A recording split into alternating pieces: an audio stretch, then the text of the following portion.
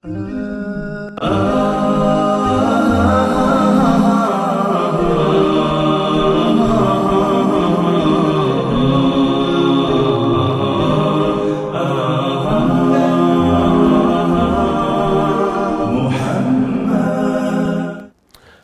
uwa bayan Allah masu girma, alhamdulillahi rabbil alamin.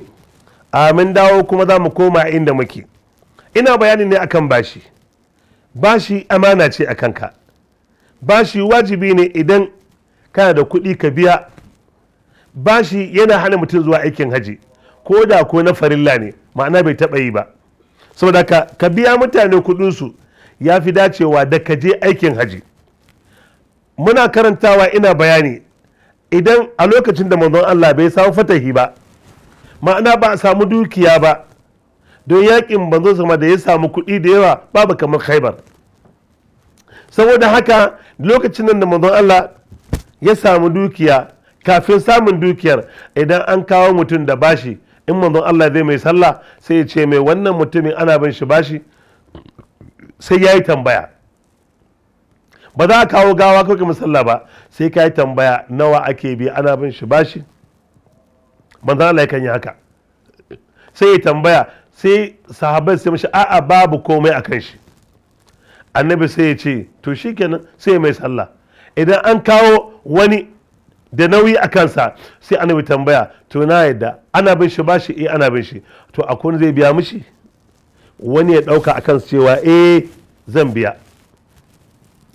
Idan an ce akwai wani zai yi, to sai wanda ce to shikenan, sai mai sallah. Idan aka ce babu, to sai annabi ce musu ma'ana sallu ala akhikum, ko zo ku yi sallah ga dan uwanku, ni ba zan mai sallah ba. Duk abin da aka ce ko annabi ya ce ba zai mai sallah ba, kaga nauyin amanar ta da ne akan shi.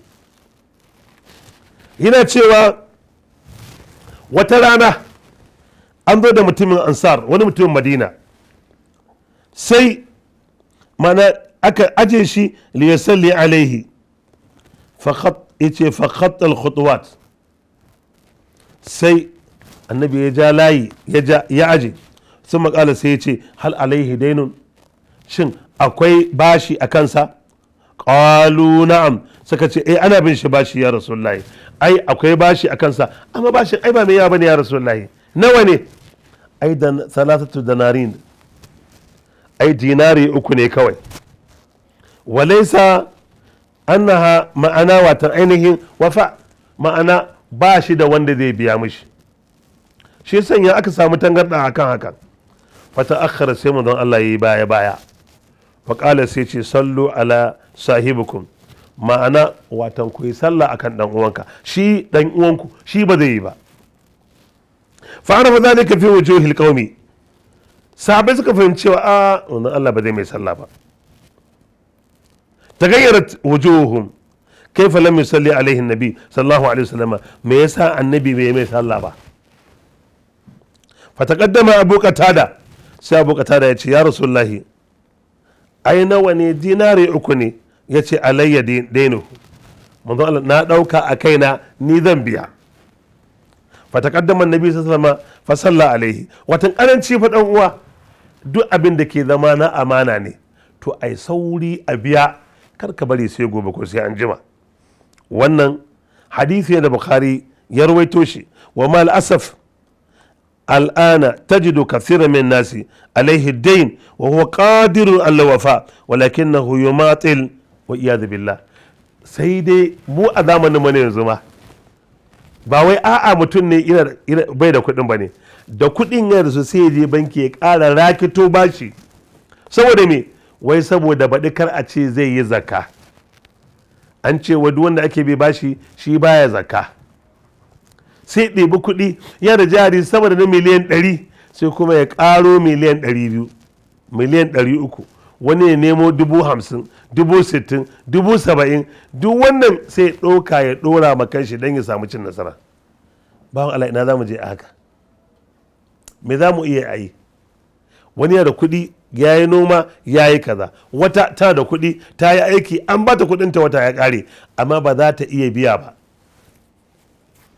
Wannan shi ya sanya watan manzo sallallahu alaihi wasallam yake cewa mutane ya ce matsalar gani zulmin ko zulmun, ya ce shi wata jinkirin bashi ga mutumin da yake yana da kuɗi to zalunci ne, babu shakka zalunci ne. wa'alam annal lazina laisa kama ya fahamu, ko ya ce wa'alam annal daina laisa kama ya fahamun nasu, ya ce ku sani cewa watan shi fa bashi ba kamar yadda al'umma suke ɗauka ba ne. wallazi ya akhudhu sil'atun bi thamanihi akthar min thamaniha, a'a in an ce bashi ba wai abin dan adam zai ɗauka ba ne, ana saiwa 10,000 tun da baka da kuɗi hannu to ka bada 15,000, ba shi ake nihi ba. addainu shi abin da ake ce ma bashi shine kullama sabata fi zimma, duk abin da ka sani ana bin ka bashi a cikin mutuncinka a cikin al'amarinka to shi ake ce mai wannan. fa huwa dainun, shi ake ce mu ainihin watan ainihin bashi.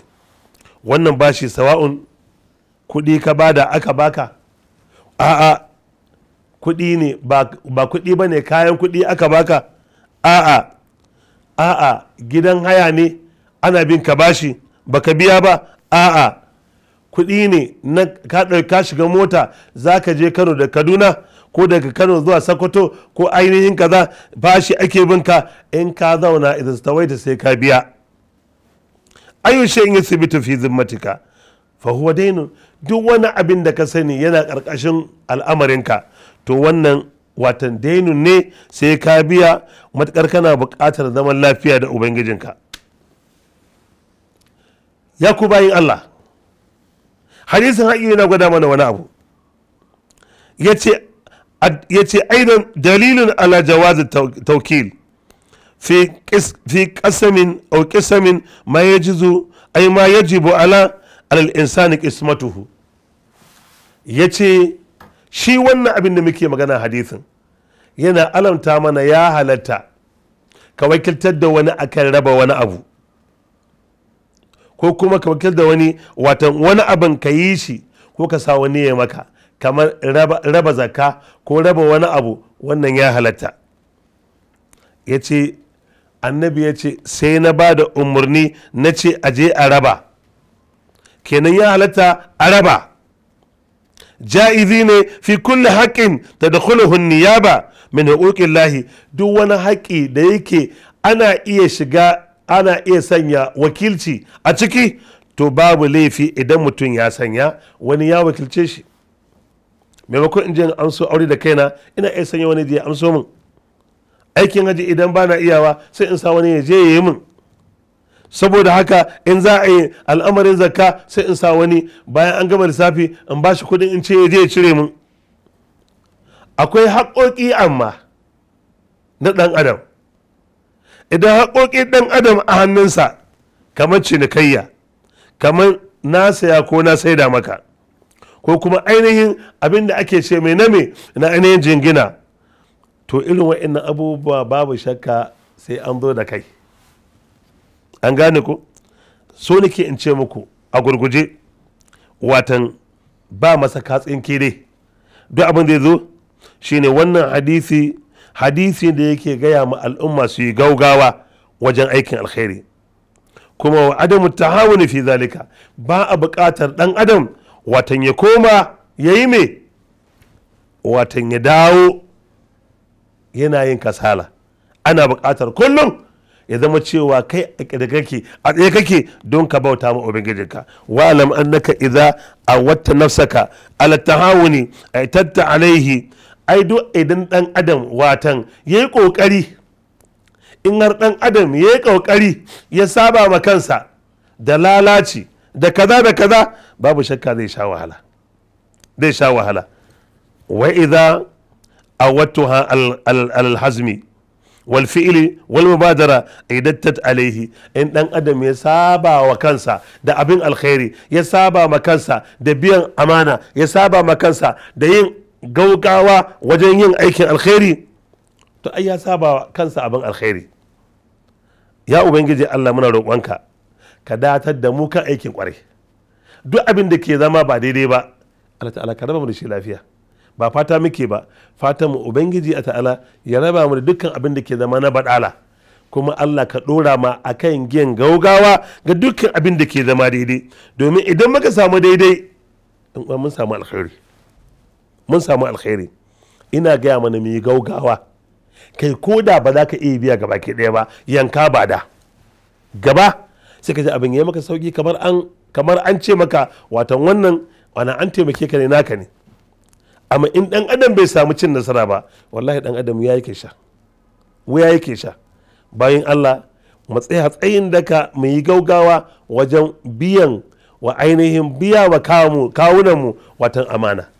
Amanan nan ta kai ce, amanan nan ta kudin gida ce, amanan nan ta haya ce, amanan nan ta kaza ce, duk abin da ka sani ake ce ma amana, to mai haƙuri don mu samu cin nasara akan shi. Assalamu alaikum wa rahmatullahi wa barakatuh.